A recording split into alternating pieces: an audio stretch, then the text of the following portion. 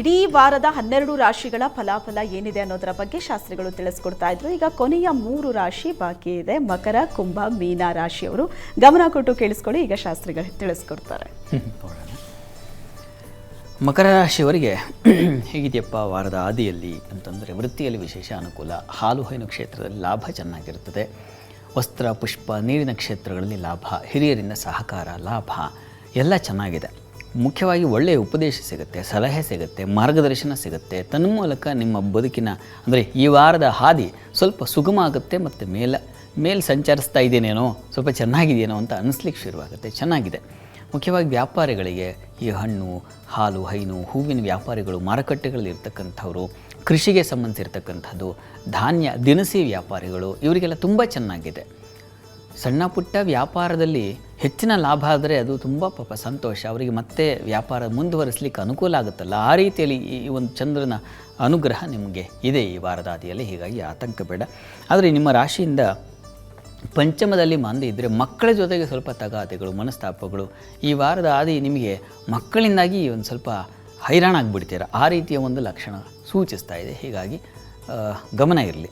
ಅಷ್ಟು ನೀವು ಅಟ್ಯಾಚ್ಮೆಂಟು ಮತ್ತೊಂದು ಅವುಗಳಿಂದಾಗಿಯೇ ಸಮಸ್ಯೆ ಆಗೋದು. ಹೀಗಾಗಿ ಅದರ ಕಡೆಗೆ ಸ್ವಲ್ಪ ಗಮನ ಇರಲಿ.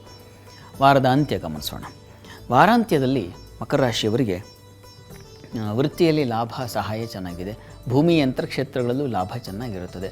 ಕುಟುಂಬ ಸಹಕಾರ, ಸಹೋದರ ಸೇವಕರ ಸಹಾಯ ತುಂಬ ಚೆನ್ನಾಗಿರುತ್ತದೆ. ಕುಟುಂಬದಲ್ಲಿ ಸ್ವಲ್ಪ ಸಹಕಾರ ಅದು ನೀವು ಮಾಡಿಕೊಳ್ಬೇಕಾಗತ್ತೆ. ಸಹಕಾರವನ್ನು ನೀವೇ ಕ್ರಿಯೇಟ್, ಯಾಕೆಂದರೆ ಅಷ್ಟಮಾಧಿಪತಿ ರವಿ ಬಂದು ಸೇರ್ತಾನೆ ಶುಕ್ರವಾರ ದಿವಸ. ಹೀಗಾಗಿ ತಂದೆ ಮಕ್ಕಳಲ್ಲಿ ಸ್ವಲ್ಪ ಘರ್ಷಣೆಗಳು, ಇನ್ಯಾವುದೋ ಅವರ ನಷ್ಟವಾದ ವಿಚಾರದಲ್ಲಿ ನಾವು ಘರ್ಷಣೆಗಳಾಗ್ತಕ್ಕಂಥದ್ದು, ನಿನ್ನಿಂದಾಗಿ ನಷ್ಟ ಆಯಿತು, ಈ ರೀತಿಯ ಒಂದು ಆರೋಪಗಳು ಬರ್ತಕ್ಕಂಥದ್ದು ಸಾಧ್ಯತೆ ಇದೆ. ರಾಹು ರವಿ ಸೇರಿದಾಗ ಈ ರೀತಿಯ ಒಂದು ತೊಂದರೆಗಳು ಉಂಟಾಗುತ್ತೆ. ಹಣಕಾಸಿನ ವಿಚಾರದಲ್ಲಿ ಸ್ವಲ್ಪ ತೊಡಕು ಉಂಟಾಗುತ್ತೆ. ಹೀಗಾಗಿ ಹಣ ವಿಚಾರದಲ್ಲಿ ಸ್ವಲ್ಪ ಹುಷಾರಾಗಿರಬೇಕು, ಜಾಗ್ರತೆ ತಗೋಬೇಕು ಮಕರ ರಾಶಿಯವರು ವಾರದ ಅಂತ್ಯದ ವೇಳೆಗೆ. ಉಳಿದ ಹಾಗೆ ಕೆಲಸ ಕಾರ್ಯಗಳಲ್ಲಿ ಏನೂ ತೊಡಕಿಲ್ಲ, ಅನುಕೂಲ ಇದೆ. ಸಾಹಿತ್ಯ, ಕಲೆ, ಸಂಗೀತ ಇಂಥ ಕ್ಷೇತ್ರಗಳಲ್ಲಿರೋರು ಹೆಚ್ಚಿನ ಅನುಕೂಲವೇ ಇದೆ, ಅವಕಾಶಗಳು ಸಿಗುತ್ತೆ, ಚೆನ್ನಾಗೂ ಇದೆ. ಹೀಗಾಗಿ ಗಾಬರಿ ಬೇಡ. ಪರಿಹಾರ ಏನಪ್ಪ ಅಂತಂದರೆ, ಶಿವ ಹಾಗೂ ಮಹಾಲಕ್ಷ್ಮಿ ಪ್ರಾರ್ಥನೆ ಎರಡು ಮಾಡಿದ್ರೆ ಬಹಳ ಒಳ್ಳೆಯದು. ಮಹಾಲಕ್ಷ್ಮಿ ಪ್ರಾರ್ಥನೆ ಜೊತೆಗೆ ಶಿವನ ಪ್ರಾರ್ಥನೆ ಮಾಡಿ, ಶಿವ ಸನ್ನಿಧಾನಕ್ಕೆ ಗೋಧಿ ಸಮರ್ಪಣೆ ಮಾಡಿ, ಮುಖ್ಯವಾಗಿ ಬೇಕು. ಏಕೆಂದರೆ ಅಷ್ಟಮಾಧಿಪತಿ ಧನಸ್ಥಾನಕ್ಕೆ ಬಂದರೆ ವಿದ್ಯೆ ಹಾಳಾಗುತ್ತೆ, ಎಕ್ಸಾಮ್ ಹತ್ತಿರ ಬರ್ತಾ ಇದೆ. ಹೀಗಾಗಿ ಗಮನ ಹರಿಸಿ. ಕೆಲವು ಅಂಶಗಳನ್ನು ನಾನು ಸೇರಿಸಲಿಕ್ಕೆ ಆಗಿಲ್ಲ, ಆದರೆ ವಿದ್ಯಾರ್ಥಿಗಳು ಬಹಳ ಎಚ್ಚರಿಕೆ ಬೇಕು. ಶಿವನ ಪ್ರಾರ್ಥನೆ, ಶಿವಾರಾಧನೆ ತಪ್ಪಿಸಬೇಡಿ, ಮಾಡಿ ದಯವಿಟ್ಟು. ಇನ್ನು ಕುಂಭರಾಶಿಗೆ ಹೋಗೋಣ.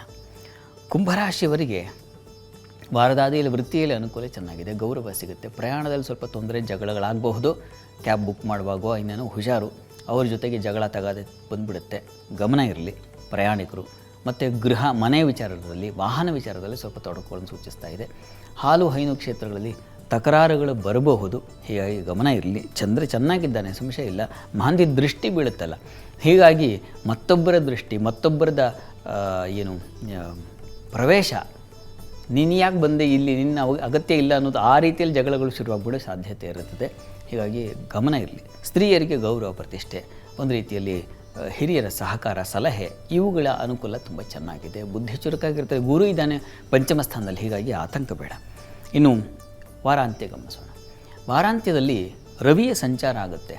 ಅಲ್ಲಿ ಕುಂಭರಾಶಿಗೆ ರವಿ ಪ್ರವೇಶವಾದರೆ ದುಃಖಾರ್ತಿ, ಅಟನಃ, ನಿಸ್ವಹ, ಹಣ ಕಳ್ಕೊಳ್ತಕ್ಕಂಥದ್ದು, ದುಃಖ ಬಂದು ಒದಗುತ್ತೆ. ಸಂಗಾತಿಯಲ್ಲಿ ಮನಸ್ತಾಪ, ಭಿನ್ನಾಭಿಪ್ರಾಯಗಳು ಬಂದು ಒದಗುತ್ತೆ. ಇದೇನಾಗುತ್ತೆ, ಮನಸ್ಸಿಗೆ ಸ್ವಲ್ಪ ರಾಡಿ ಮಾಡುತ್ತೆ. ಅಲ್ಲಿ ರಾಹು ಬೇರೆ ಇರತಕ್ಕಂಥದ್ದು, ಶುಕ್ರ. ಹೀಗಾಗಿ ಬಯಕೆಗಳು ಕೆರಳುತ್ತೆ. ತನ್ಮೂಲಕ ನೀವು ಸಮಸ್ಯೆಗೆ ಸಿಕ್ಕಾಕೊಳ್ಳೋ ಸಾಧ್ಯತೆ, ಇವುಗಳನ್ನೆಲ್ಲ ಸೂಚಿಸ್ತಾ ಇದೆ. ಹುಷಾರು, ಅಲ್ಲಿ ಸ್ವಲ್ಪ ಕೋಪ ಸ್ವಭಾವ ಬಂದುಬಿಡ್ತಕ್ಕಂಥದ್ದು, ಈ ರೀತಿಯಲ್ಲೆಲ್ಲ ಇದೆ. ರವಿ ಸಂಚಾರ ನಿಮಗೆ ನಿಮ್ಮ ಪಾಲಿಗೆ ಸ್ವಲ್ಪ ಅತಂತ್ರ ಮಾಡುತ್ತೆ, ಹೀಗಾಗಿ ಗಮನ ಇರಲಿ. ಆದರೆ ಉಳಿದ ಹಾಗೆ ಲಾಭವೂ ಇದೆ, ಸಂಶಯ ಇಲ್ಲ. ಅಲ್ಲಿ ಕೊನೆಗೆ ಚಂದ್ರ ಲಾಭದಲ್ಲೇ ಸಂಚರಿಸ್ತಾನೆ. ಈ ಕಾರಣದಿಂದಾಗಿ ವ್ಯಾಪಾರಿಗಳಿಗೆ, ಹಣ್ಣು ಹೂವು ಹಾಲು ಇಂಥ ವ್ಯಾಪಾರಿಗಳಿಗೆ ಸ್ವಲ್ಪ ಮಟ್ಟಿಗೆ ಲಾಭ ಕಾಣಲಿಕ್ಕೆ ಅವಕಾಶ ಇದೆ. ಗುರು ದೃಷ್ಟಿ ಬೀಳುತ್ತೆ ಚಂದ್ರನಿಗೆ. ಈ ಕಾರಣದಿಂದಾಗಿ ಹಣಕಾಸಿಗೆ ಸಾಮಾನ್ಯ ತೊಂದರೆ ಆಗುವುದಿಲ್ಲ, ಯೋಚನೆ ಮಾಡಬೇಡಿ. ಪ್ರಾರ್ಥನೆಗೆ ಶಿವಸನ್ನಿಧಾನದಲ್ಲಿ ನವಧಾನ್ಯ ಸಮರ್ಪಣೆ ಮಾಡಿ, ಅನುಕೂಲ ಆಗುತ್ತೆ. ಶಿವನ ಆರಾಧನೆ ಹೆಚ್ಚಿನ ಅನುಕೂಲ ಉಂಟು ಮಾಡಿಕೊಡುತ್ತೆ. ಇನ್ನು ಮೀನರಾಶಿಗೆ ಹೋಗೋಣ. ಮೀನರಾಶಿಯವರಿಗೆ ವಾರದ ಆದಿಯಲ್ಲಿ ನಿಮಗೆ ವೃತ್ತಿಯಲ್ಲಿ ಅನುಕೂಲ, ಹಿರಿಯರ ಸಲಹೆ ಚೆನ್ನಾಗಿರ್ತದೆ. ಧರ್ಮ ಶುಭ ಕಾರ್ಯಗಳಲ್ಲಿ ಭಾಗಿಯಾಗ್ತೀರಾ, ಅಲ್ಲಿ ಒಂದು ಸಮಾಧಾನ, ಮನರಂಜನೆಗಳಲ್ಲಿ ಪಾಲ್ಗೊಳ್ತಕ್ಕಂಥದ್ದು, ಅಲ್ಲಿ ಸಮಾಧಾನ ಕಾಣ್ತಕ್ಕಂಥದ್ದು, ಈ ರೀತಿಯಲ್ಲಿ ಧರ್ಮ ಕಾರ್ಯಗಳು, ಕ್ಷೇತ್ರ ದರ್ಶನ, ಈ ರೀತಿಯಲ್ಲಿ ಅನುಕೂಲ ಸೂಚಿಸ್ತಾ ಇದೆ. ವ್ಯಾಪಾರದಲ್ಲಿ ಸ್ವಲ್ಪ ಅಲದಾಟವನ್ನು ಸೂಚಿಸ್ತಾ ಇದೆ. ಕಾರಣ ಬುಧ ವ್ಯಯದಲ್ಲಿದ್ದಾನೆ. ಇನ್ಯಾರ್ದೋ ಸಲಹೆ ಕೇಳ್ಕೊಂಡು ನೀವು ಒದ್ದಾಡೋ ಪರಿಸ್ಥಿತಿ ಬಂದುಬಿಡುತ್ತೆ, ಇನ್ವೆಸ್ಟ್ ಮಾಡಿಬಿಡ್ತೀರಾ, ಆಮೇಲೆ ಕಷ್ಟಕ್ಕೆ ಒಳಗಾಗೋ ಸಾಧ್ಯತೆ ಸೂಚಿಸ್ತಾ ಇದೆ. ಹೀಗಾಗಿ ವ್ಯಾಪಾರಿಗಳು ಬಹಳ ಎಚ್ಚರಿಕೆಯನ್ನು ವಹಿಸಬೇಕು. ಸರ್ಕಾರಿ ಕ್ಷೇತ್ರದಲ್ಲಂತೂ ತುಂಬ ಚೆನ್ನಾಗಿದೆ, ಆತಂಕ ಇಲ್ಲ. ಇನ್ನು ವಾರ ಅಂತ್ಯ ಗಮನಿಸೋಣ. ಮೀನರಾಶಿಯವರಿಗೆ ವಾರದ ಅಂತ್ಯದಲ್ಲಿ ವೃತ್ತಿಯಲ್ಲಿ ಎಲ್ಲ ಅನುಕೂಲದ ವಾತಾವರಣ ಇದೆ, ಶುಭ ಫಲ ಕಾಣ್ತೀರಾ. ಆರೋಗ್ಯ ಸ್ವಲ್ಪ ವ್ಯತ್ಯಾಸ ಆಗುತ್ತೆ, ಧನ ನಷ್ಟ ಇದೆ, ಸಾಲ ಷಷ್ಠಾಧಿಪತಿ ವ್ಯಯಕ್ಕೆ ಬರ್ತಾನೆ, ಹೀಗಾಗಿ ಸಾಲ ಮಾಡಿ ಖರ್ಚು ಮಾಡಿಕೊಂಡು ಒದ್ದಾಡೋ ಪರಿಸ್ಥಿತಿ ಬಂದುಬಿಡುತ್ತೆ. ಬಹಳ ಎಚ್ಚರಿಕೆ ಇರಲಿ, ಗಮನ ಇರಲಿ. ಕುಟುಂಬದಲ್ಲಿ ಸಲಹೆ, ಧನ ಲಾಭ, ಸ್ನೇಹಿತರು ಬಂಧುಗಳ ಸಹಕಾರ ಚೆನ್ನಾಗಿದೆ. ಕೆಲಸ ಕಾರ್ಯಗಳು ತುಂಬ ಚೆನ್ನಾಗಿದೆ. ವೃತ್ತಿಯಲ್ಲಿ ಇರ್ತಕ್ಕಂಥವ್ರಿಗೇನು ತೊಂದರೆ ಇಲ್ಲ. ಇನ್ನೊಬ್ಬರಿಂದ ಸಹಾಯ, ಸಹೋದ್ಯೋಗಿಗಳ ಸಹಕಾರ, ನಿಮ್ಮದೇ ಬಲದಿಂದ ನೀವು ಮೆಟ್ಟಲನ್ನು ಹತ್ತಕ್ಕಂಥದ್ದು, ಇದೆಲ್ಲ ತುಂಬ ಚೆನ್ನಾಗಿದೆ, ಯೋಚನೆ ಬೇಡ. ಆದರೆ ಸಾಲ, ಹಣ ವಿಚಾರದಲ್ಲಿ ಬಹಳ ಜಾಗ್ರತೆ ಬೇಕು. ಪ್ರಾರ್ಥನೆಗೆ ವಿಷ್ಣು ಸಹಸ್ರನಾಮ, ಶಿವ ಸಹಸ್ರನಾಮ ಎರಡೂ ಹೇಳಿ ದಯವಿಟ್ಟು. ಅಲ್ಲಿ ಬುಧನು ವ್ಯಯದಲ್ಲಿದ್ದಾನೆ ಮತ್ತು ರವಿಯು ವ್ಯಯದಲ್ಲಿದ್ದಾನೆ. ಈ ಕಾರಣದಿಂದಾಗಿ ವಿಷ್ಣು ಸಹಸ್ರನಾಮ, ಶಿವ ಸಹಸ್ರನಾಮ ಎರಡೂ ಹೇಳಿದ್ರೆ ತುಂಬ ಒಳ್ಳೆಯದು. ಎಸ್, ಇದು 12 ರಾಶಿಗಳ ಇಡೀ ವಾರದ ಫಲಾಫಲ ಶಾಸ್ತ್ರಿಗಳು ತಿಳಿಸ್ಕೊಟ್ಟಿದ್ದಾರೆ, ಮೇಷರಾಶಿಯಿಂದ ಹಿಡಿದು ಮೀನರಾಶಿ ತನಕ. ಈಗ ಮಂತ್ರ ಪರಿಹಾರದ ಕಡೆ ಗಮನ ಹರಿಸುವಂತಹ ಸಮಯ.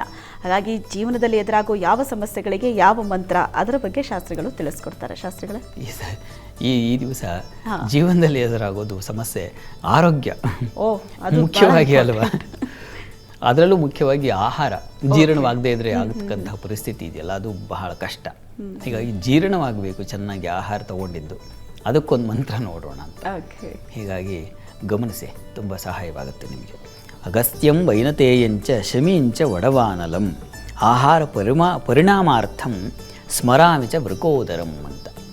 ಈ ಅಗಸ್ತ್ಯ, ಇವೆಲ್ಲ ಹೆಸರುಗಳು ಕೂಡ ಅಗಸ್ತ್ಯನಿಂದ ಹಿಡಿದು ಈ ಕೊನೆಗೆ ಹೇಳ್ತಕ್ಕಂಥ ವೃಕೋದರನವರೆಗೆ ಎಲ್ಲ ಇವರ ಸ್ಮರಣೆ ಮಾಡಿಬಿಟ್ರೆ ಜೀರ್ಣ, ಏನು ತಿಂದರೂ, ಕಲ್ಲು ತಿಂದರೂ ಅರಗಿಸ್ಕೊಳ್ಳೋದು ಅಂತಾರಲ್ಲ, ಸಣ್ಣ ಮಕ್ಕಳು ನೋಡಿದಾಗ ಹೇಳ್ತೇವೆ ಆ ಥರ, ಕಲ್ಲು ತಿಂದರೆ ಅರಗಿಸ್ಕೊಳ್ಳೋ ಶಕ್ತಿ ಅಂತ. ವಯಸ್ಸಾದವ್ರಿಗೂ ಈ ಮಂತ್ರ ಹೇಳಿಬಿಟ್ರೆ ಅಂಥ ಶಕ್ತಿ ಬರುತ್ತೆ ಅನ್ನೋದನ್ನು ಈ ಮಂತ್ರ ಅವನಿಗೆ ಆ ಬಲವನ್ನು ಕೊಡುತ್ತೆ. ಹೀಗಾಗಿ ಆಹಾರವಾದ ಮೇಲೆ, ಊಟ ತೊಗೊಂಡ ಮೇಲೆ ಈ ಮಂತ್ರ ಹೇಳ್ಕೊಳ್ಬಹುದು, ಅದು ಜೀರ್ಣಕ್ರಿಯೆಯನ್ನು ಉಂಟು ಮಾಡುತ್ತೆ. ಓಕೆ, ಇವತ್ತಿನ ವಾರ ಭವಿಷ್ಯ ಕಾರ್ಯಕ್ರಮದಲ್ಲಿ ಬಹಳಷ್ಟು ವಿಷಯವನ್ನು ನಮ್ಮ ವೀಕ್ಷಕರಿಗೆ ತಿಳಿಸ್ಕೊಟ್ಟಿದ್ದೀರಿ. ಧನ್ಯವಾದಗಳು ಶಾಸ್ತ್ರಿಗಳೇ. ಸರ್ವೇ ಜನಾಃ ಸುಖಿನೋ ಭವಂತು, ಸಮಸ್ತ ಸನ್ಮಂಗಳಾನಿ ಭವಂತು. ಎಲ್ಲರಿಗೂ ಶುಭವಾಗಲಿ.